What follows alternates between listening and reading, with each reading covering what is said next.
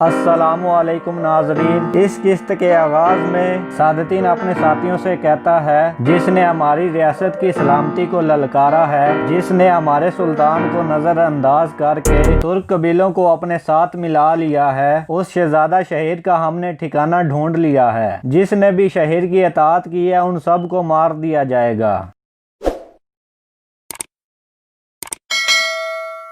तुर्गत कहता है, अगर तुम इसलिए आए हो कि मैं तुम्हारी इताअत करूं तो ये तुम्हारी भूल है। शहीद कहता है, मुझे सुल्तान बनने की फिक्र नहीं है, बल्कि तुम्हें बचाने की फिक्र है। मैं तुम्हारे एहसानों को भूला नहीं हूं, बल्कि ये सब नोयान ने मुझसे जबरदस्ती करवाया है। मुझे उसने दुंदार को मारने की धमकी दी थी, मैं इसलिए इस खेल में शामिल हुआ था। मैं तुम्हें यहाँ से आजाद करवाना चाहता हूँ ताकि तुम अर्तुल भाई से मिल के इस बगावत को रोको। शहीद तुर्गत को एक खंजर देता है और कहता है, जब तक तुम मेरी अतात नहीं करोगे तुम बंधे रहोगे, ताकि किसी को शक ना हो। तूतकीन कबीले से रवाना हो जाता है। संगुरतकीन भी नोयान को ढूंढ रहा था। तुर्गत अपनी रस्सी खोलने में कामयाब हो गया था और दोनों सिपाहियों को अपने पास बुलाता है। वो दोनों सिपाहियों को मार के फरार हो जाता है। मंगोल सिपाही तुर्गत को भागते देख लेते हैं और सब सिपाही उसके पीछे लग जाते हैं। यहाँ से तुम्हारी आंखों पे पट्टी बांध कर तुम्हें लेकर जाएंगे। अपनी तलवार दे दो।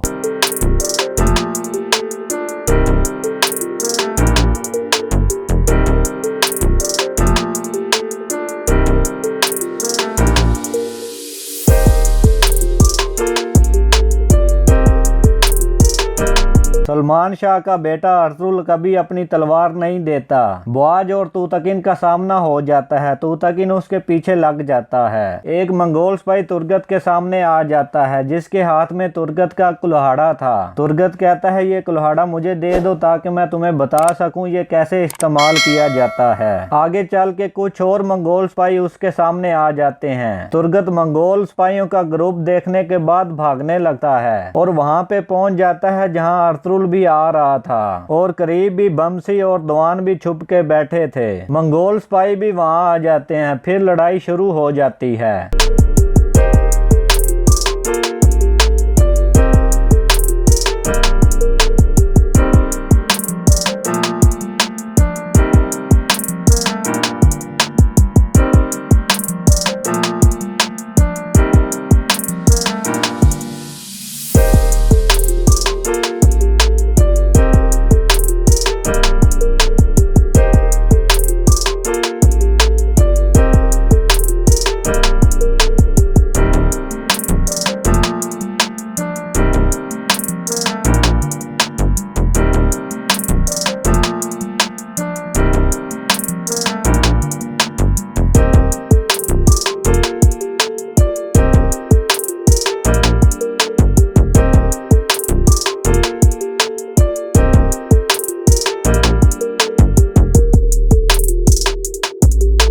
अर्तुल तुर्गत से कहता है, इस ढोल वाले को चुप करवाओ। ये सुनकर तुर्गत अपना कुल्हाड़ा घुमा के फेंकता है, जो सीधा उलो बिल्गे के सर में लगता है और वो उधर ही गिर के मर जाता है। कुछ देर बाद सारे मंगोल सिपाही मर जाते हैं और सब एक दूसरे को गले मिलते हैं। तूतकीन अपने सिपाहियों से अलग हो गया था गोपचे की आवाज सुन के। इस तरह उसका सामना नोयान से हो जाता है। नोयान कहता है, पिछली दफा एक काम अधूरा रह गया था, अब वो काम खत्म करने का वक्त आ गया है। तूतकीन कहता है, गोपचे को छोड़ दो, मैं आ गया हूँ। नोयान कहता है, मैं इसे खत्म कर दूंगा, इसने गोंजागुल को मुझसे छीना है। गोपचे तूतकीन से कहती है, तुम यहाँ से चले जाओ, ये तुम्हें भी मार देगा। नोयान गोपचे के गले पे खंजर फेर देता है और यहाँ पे गोपचे शहीद हो जाती है। अर्तुल कहता है, इस बगावत के पीछे सादतीन है, वो नोयान से मिला हुआ है और उसने इस जाल में तुम लोगों को फंसाया है। एक सरदार कहता है, जब तक शहजादा शहीद हमारे साथ है हम हार नहीं मानेंगे। सब सरदार अर्तुल को घेरे में ले लेते हैं। शहीर कहता है, मैं सुल्तान के ओहदे से हटता हूँ, मैं अब आपका सुल्तान नहीं हूँ। उसी वक्त शहजादा शहीर को एक तीर लगता है। सादतीन अपने सिपाहियों को लेकर वहाँ पहुँच गया था। एक सरदार कहता है, अर्तुल तुमने हमें धोखा दिया है, सादतीन को तुम लेकर आए हो। तूतकीन नोयान पे हमला कर देता है, लेकिन नोयान उसे काबू कर लेता है। तूतकीन और नोयान में लड़ाई शुरू थी। अर्तुल तुर्गत से कहता है शहीद को लेकर जाओ, ये जख्मी है। अर्तुगरुल और उसके साथी सिपाहियों को मारते मारते वहां से चले जाते हैं। तुतकिन नोयान को काबू कर लेता है, लेकिन मंगोल सिपाही उसके सर पे डंडा मारता है।